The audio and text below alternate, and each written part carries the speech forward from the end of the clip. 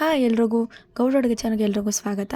ಇವತ್ತು ನಾನು ಸಿಂಪಲಾಗಿ ಮನೆಯಲ್ಲಿ ಫಿಶ್ ತವಾ ಫ್ರೈ ಹೇಗೆ ಮಾಡೋದು ಅಂತ ಹೇಳ್ಕೊಡ್ತಾ ಇದ್ದೀನಿ.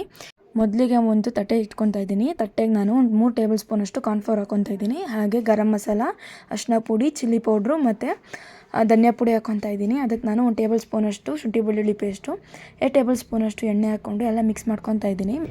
ಮಿಕ್ಸ್ ಮಾಡ್ಕೊಂಡಾದ್ಮೇಲೆ ಒಂದು ಸ್ವಲ್ಪ ನೀರು ಹಾಕ್ಕೊಂಡು ಈ ಹದಕ್ಕೆ ನಾವು ಮಿಶ್ರಣ ತಯಾರಿಸ್ಕೊಬೇಕು. ಹಾಗೆ ಅದಕ್ಕೆ ನಾನು 1 ಟೇಬಲ್ ಸ್ಪೂನ್ ಅಷ್ಟು ನಿಂಬೆಹಣ್ಣು ರಸ ಹಾಕ್ಕೊಂಡು ಉಪ್ಪು ಹಾಕ್ಕೊತಾ ಇದ್ದೀನಿ. ಈಗ ಎಲ್ಲ ಹಾಕ್ಕೊಂಡು ಕಲಿಸ್ಕೊಂಡಾದ್ಮೇಲೆ ಒಂದೊಂದೇ ಪೀಸ್ ಮೀನು ತೊಗೊಂಡು ಈ ರೀತಿ ಎಲ್ಲ ಕಡೆಗೂ ಮಸಾಲೆಯನ್ನು ಹಚ್ಕೊಬೇಕು. ಎಲ್ಲ ಪೀಸ್ಗೂ ಹಚ್ಕೊಂಡಾದ್ಮೇಲೆ ಮೇಲ್ಗಡೆ ನಾನು ಸ್ವಲ್ಪ ಕೊತ್ತಂಬರಿ ಸೊಪ್ಪು ಮತ್ತು ನಾನು ಸ್ವಲ್ಪ ಕರಿಬೇವು ಸೊಪ್ಪು ಹಾಕ್ಕೊತಾ ಇದ್ದೀನಿ. ಟೇಸ್ಟ್ ತುಂಬ ಚೆನ್ನಾಗಿ ಬರುತ್ತೆ ಅಂತ. ಇದನ್ನು 20 ನಿಮಿಷ ಮ್ಯಾರಿನೇಟ್ ಆಗೋಕ್ಕೆ ಬಿಡಬೇಕು.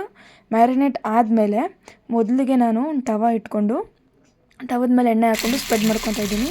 ಎಣ್ಣೆ ಕಾಯ್ದ ಫಿಶ್ ಪೀಸ್ಗಳನ್ನ ಅದ್ರ ಮೇಲೆ ಇಟ್ಕೊಂಡು ಒಂದು 5 ನಿಮಿಷ ಅದ್ರ ಮೇಲೆ ಮುಚ್ಚಬೇಕು ಬೇಯೋದಕ್ಕೆ.